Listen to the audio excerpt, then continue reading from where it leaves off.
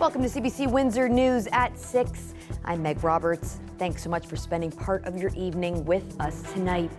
That storm last night downing lots of trees. It could lead to a big city payout. Plus, council is being asked to pick a new option when it comes to Windsor's Peace Fountain. And the Canadian Olympic Committee has unveiled its team. We introduce you to the athletes headed to Paris from our area. A busy day for city crews as they cleaned up debris from last night's storm. 30 locations were deemed emergencies. That's where trees blocked roads or crushed cars. It's all damage the city could be held liable for. As Dale Molnar reports, it follows a year where Windsor saw a spike in payouts due to tree damage. Last night's storm brought down trees all over the city. Remington Park was one of the hot spots. 3 o'clock this morning I was out here and it was just lightning and thunder. Then all of a sudden, like 2 minutes to 3, it started pounding down. And then this tree come down, and then the one on the corner, 2 seconds later, it snapped right at the root. The owner of this house on Charlotte Street says the tree that fell on her house has been a problem for a while. So would you like to see the city get rid of these trees? I hope this one, or at least trim it, yeah. It's caused some issues, so they've come out in the past and checked it out. It's just overhanging on the street too much. Last year, because of some severe storms, such as a tornado, 145 claims against the city for tree damage were filed. That's up from 84 the year earlier. That resulted in an increase in payouts from more than $172,000 in 2022 to more than $225,000 last year. Harry Schrader was one of the people we spoke with after a storm last July. Know that a lot of residents drafted up something to take to the city to have the trees hacked as a proactive measure from the resident side. Schrader says he's never heard back from the city. But I think the city can do more in terms of just taking proactive measures. That's my humble opinion. Although the city is doing great work in other areas, I think this is something that they can improve in. The city forester says they do send out inspectors when residents call, such as Eddie Bone, who called to warn about this tree before the storm. And they also do their own inspections, but he says they can't always tell if a tree is going to fall or not. Trees can be compared with humans in the sense that sometimes you can't really tell if someone is going to be sick tomorrow. We send the inspectors out, they inspect. If it is something that we need to remove, we remove them. So substantially, we get to the trees that need to be removed, so the majority of them. But when a weather event happens, like the ones that happened last year, you can't really anticipate how many trees is going to fall or which direction is going to fall in. The city forester says so far about 400 trees currently need to be taken down. Last year they removed 1,000, so he expects liability claims will go down this year as well. As for the downed trees from last night's storm, the city forester expects to have all those cleaned up by the end of the week. Dale Molnar, CBC News, Windsor. Windsor police have charged a dozen people in a disturbing case involving abduction and torture. An investigation was launched in June after police received evidence that 3 people had been allegedly held against their will and tortured in 2 separate incidents. In one case, police allege a man was held in a Glengarry Avenue apartment building.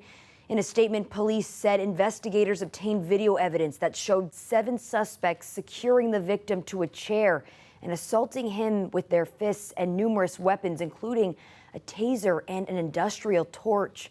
3 days later, police said a man and a woman were forced into a vehicle on Wyandotte Street East and driven to a second location. Police say this was not a random crime and that the victims and suspects knew one another. Windsor's Peace Fountain is facing financial turmoil. A previously approved plan to replace a fountain is going back to council as the cost to run it year-long has ballooned. It's the latest in a string of projects coming in beyond cost. The CBC's Chris Ensing reports. The Detroit River has been a little empty this summer. The first time in 45 years, the Charles Brook Memorial Peace Fountain has been out of the water. Expensive repairs started to pile up in 2019. Council started the replacement process. 2 years ago, they settled on this concept, a floating fountain that shoots illuminated water in the summer and, unlike the previous version, would also be active in the winter. But city staff say bids to build and design the project came in well over the $8 million budget, highlighting significant unknowns and risks with operating a fountain in the winter because of ice flows and river levels. Now, council's scrapped that concept, and staff has brought forward two different options: a land-based fountain that shoots water into the river, or a summer-only option with the fountain stored on land in the winter, like the old version. Neither has a price tag or a timeline, but it does mean that a replacement fountain will not be in the water for 2025, as originally intended. This is the latest project to come back over budget. Council recently approved part of the downtown Esplanade project. The first phase will cost $15 million, half the initial estimate for the entire 5-phase project. And there's the Legacy Beacon project, now $1.5 million over budget, with the streetcar expected to be delivered later this month. Staff say in general the cost overruns come from inflation in the construction industry and trying to complete one-of-a-kind projects. Council will make a decision on what to do next with the fountain on Monday. Chris Hensing, CBC News, Windsor. A torrential downpour in Toronto has caused dangerous flooding on roads and highways. It also snarled subway and train traffic.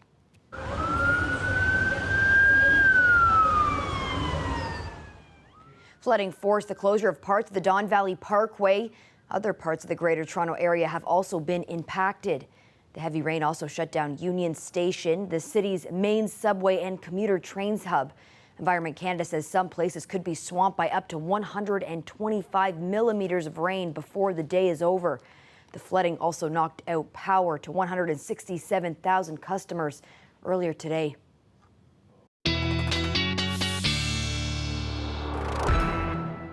Colette, I'm sure lots of our viewers have been to Union Station. It's just incredible to see all that water there. Yeah, this has just been a cumulative effect because cluster storms we had through southern Ontario yesterday, and then cluster storms through the province again today, and there are areas that just haven't been able to handle that, like towards Toronto. So I've got this on a 12-hour loop to just kind of see through the overnight hours as they came through. Only 1 hour reporting the thunderstorms in Windsor, and then just kept tracking on through. But with the cluster storms, you get these really high rainfall rates. So downpours 30 to even 50 millimeters within just an hour. And in some cases, by the time you put it all together, we're talking about regions that picked up a month's worth or more than a month's worth of rain in just a day, or in some cases the 2 days, because we know we had the heavy rains around Sarnia, London as well, flooding towards Burlington, so not just into Toronto. And if we look ahead, at least we're going to see things calming down a little bit. Some temperatures from the 5 o'clock hour in terms of still close to 30 degrees, but is it really the temperatures or is it the humidity? Right, these humidex values that really make it feel like we're at nearly 40, but the heat warning being lifted as we're going to be seeing this new air mass moving in, and it's going to have a much drier feel to it.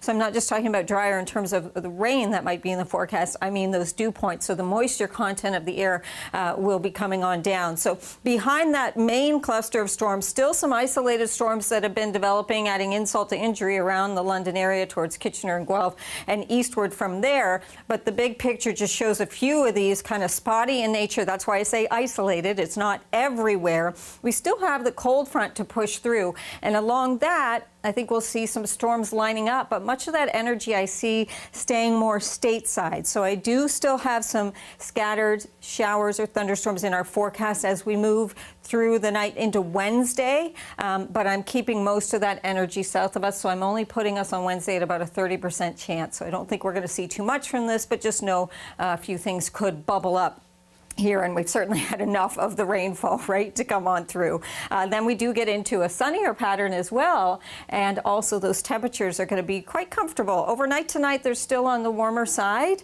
all right, but our overnight lows are going to be dipping down too, and we'll be talking about some overnight lows that are going to be closer to the mid-teens. So, yeah, a real departure from upper teens or low 20s. Wednesday's that sort of transition day with the temperatures and the humidity, but there you go. Thursday down to 24, and we may not even make it to 27 on Friday. Could still be around 26, and then things generally warming back up, just really back to normal for this time of year as we are in July as we go into the weekend, Meg. Thanks so much for that, Colette. You're welcome. The countdown to the Olympic Games is on, just 10 days until the opening ceremony in Paris. There are 3 athletes that will represent Windsor, Essex County, and Chatham, Kent. I caught up with them as they head to the City of Lights. 8 years ago, Kylie Moss made her Olympic debut. 3 Olympics later, she's a veteran member of Canada's swim team, named this year as one of the captains. It was voted by my teammates and my peers, and as opposed to just kind of assigned by the staff. So it felt more special to know that my peers had voted me and saw me in that position. Moss has won 4 Olympic medals, and she doesn't plan on letting up while basking in the energy of a COVID restriction-free games. And I would love to be able to swim faster than I've ever swum before.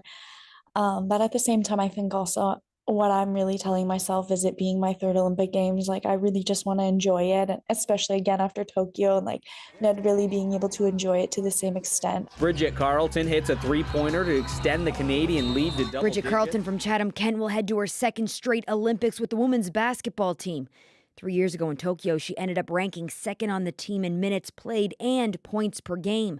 She's currently playing professional ball with the Minnesota Lynx. Nails it! It's the moment of a lifetime for Tecumseh's Linda Moray. The 30-year-old wrestler will be heading to the Olympics for the first time.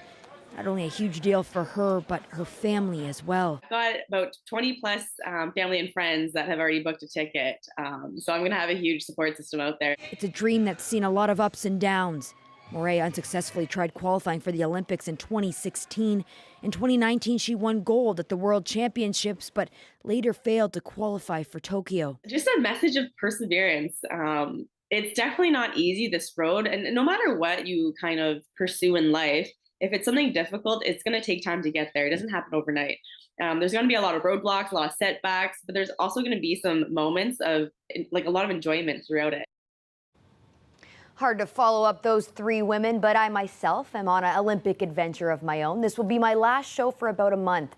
I'm heading to Toronto to host a daily digital Olympic show. It'll have the daily highlights from the games in Paris. You can watch it on the CBC Sports website and on the CBC Sports YouTube channel. Well, custom inspectors at the Detroit airport made an unusual and squirmy discovery last month, one that might make your stomach turn. Found was a hoard of about 90 live giant African snails in a passenger's luggage. The traveler was arriving from Ghana and intended for the snails to be eaten, but instead they were seized by officials, as those snails are considered an invasive species that can damage crops, homes, and human health. A bummer for any escargot lovers. We've got updates from day 2 of the U.S. Republican National Convention. Stay tuned.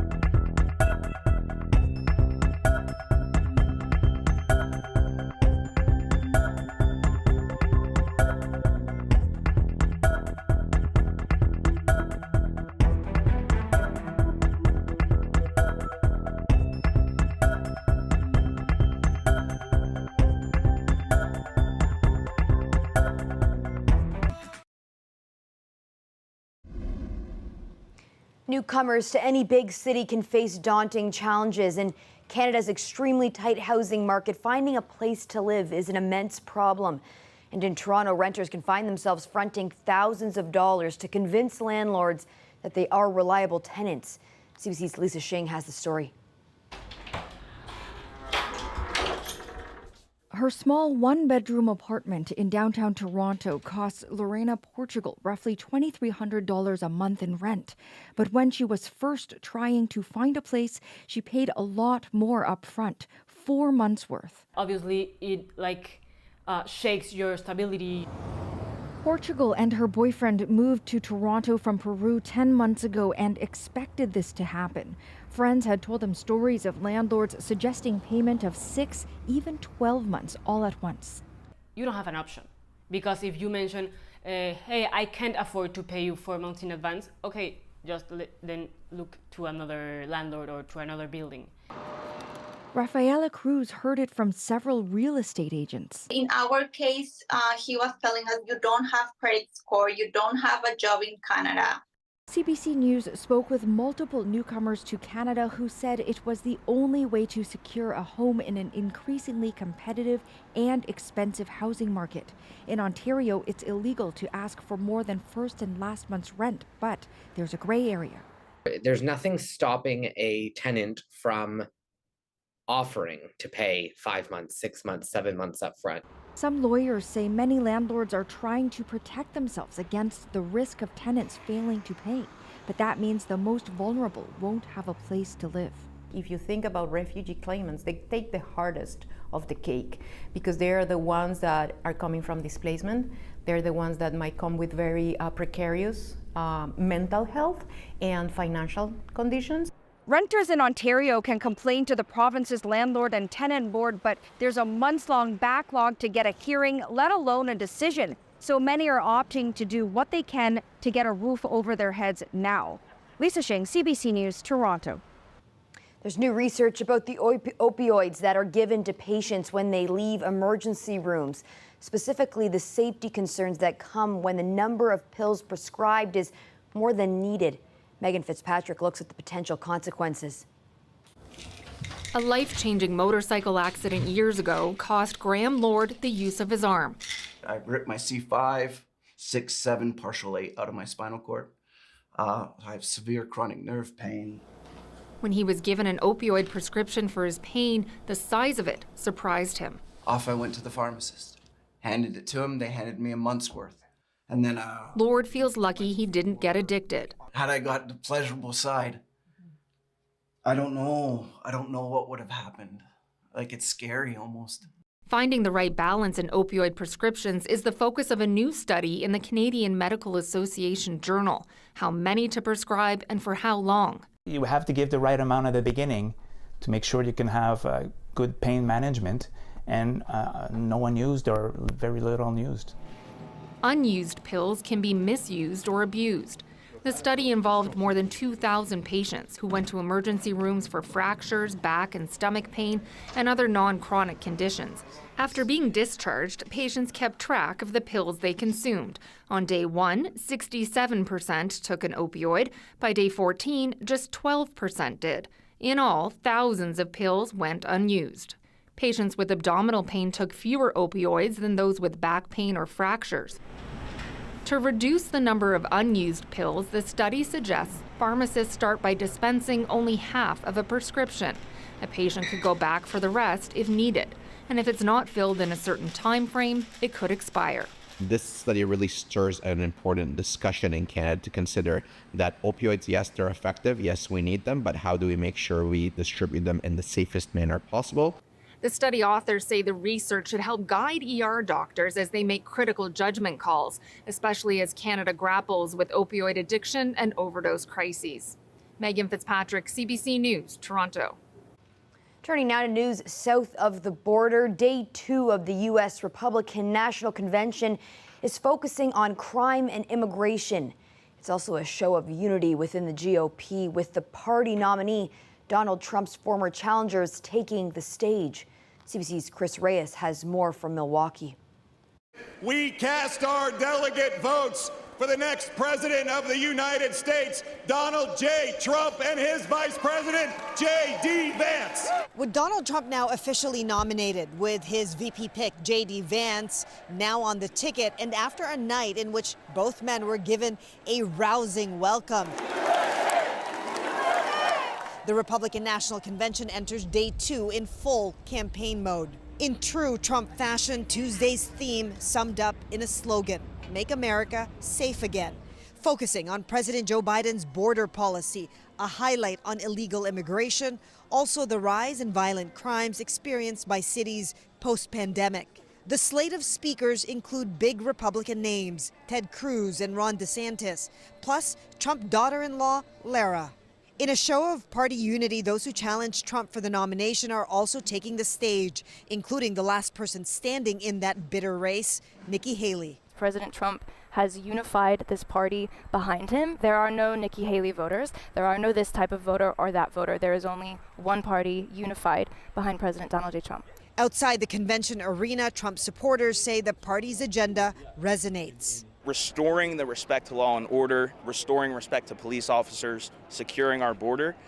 That's how we get America back to our roots. That's how we get people respecting the rule of law. I've been a supporter of his since 2016, really.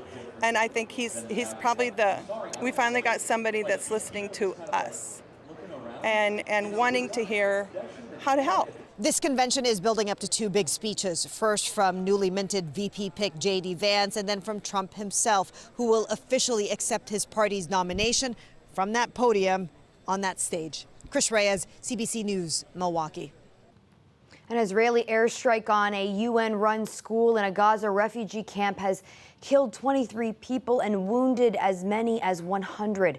That's according to the Hamas-run health ministry. Palestinian officials say the UN relief agency school was being used to house displaced families, and some of the victims were children. Israeli military claims it had attacked a group of what it calls terrorists operating from inside the school. Israel says it took steps to mitigate the risk to civilians. Well, you just heard from some of our local athletes. Now we're going to show you where they're going to be staying. The Olympic Village is getting some finishing touches. We give you a tour coming up.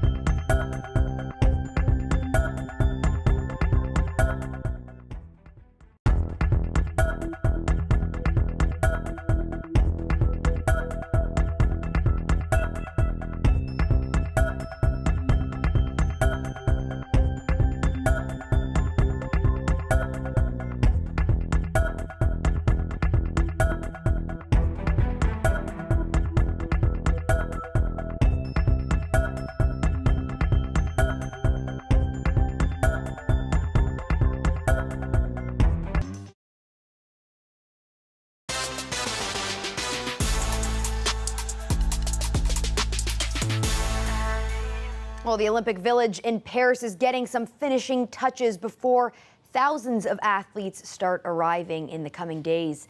The site includes a fitness area, a doping control center, and even a club to relax in. Here's a quick tour. We're going to have 14,250 residents. So it's more than 9,000 athletes that are staying in the village and around 6,000 officials that are coming with them during the Olympics. The main dining hall is in a former electric factory. We will put 3,200 seating in there and serve 40,000 meals. They have all the facilities, so we can actually put in there the basketball, the fencing, the wrestling, or the weightlifting inside the studios. So for these athletes, they will just have a few hundred meters to do to go directly to their training site. So the cover itself, it's easily removed like this. And then our mattress is composed of 3 blocks. And each block has different firmness on each side. Like you can see this is a soft, moderate, firm, and extra firm. All apartments have an underfloor cooling system that can reduce the temperature of an external temperature from 6 to 10 degrees. And all depending also where your apartment is situated in the building, of course. Swan upping, the centuries-old British tradition of counting the monarch's swans, is underway. Swan upping has been taking place since the 12th century. Naturally, in those days, it was a very, very important food. Of course, today, swans are no longer eaten, and they are a protected species. The King retains ownership of all unmarked mute swans in the open waters of the River Thames. The traditional way of catching swans uses long boats to round up the birds. Once the family is caught, it's taken ashore. The adults and their babies are weighed, measured, and checked for injuries. The swan population on the Thames is still recovering from a bird flu outbreak 2 years ago, which killed several breeding pairs. Well, that's it for CBC Windsor News. Don't forget, for news anytime, you can go to our website at cbc.ca/Windsor. You can also download the CBC News app for stories that matter most to you. And don't forget to watch the National tonight at 9. As I mentioned earlier in the show, I will be off until this time next month. I'm fortunate to have the opportunity to cover our Olympic athletes while they compete in Paris. You'll see Jason Vio here on the host desk starting tomorrow. Thanks so much for tuning in. I'm looking forward to seeing you back here next month.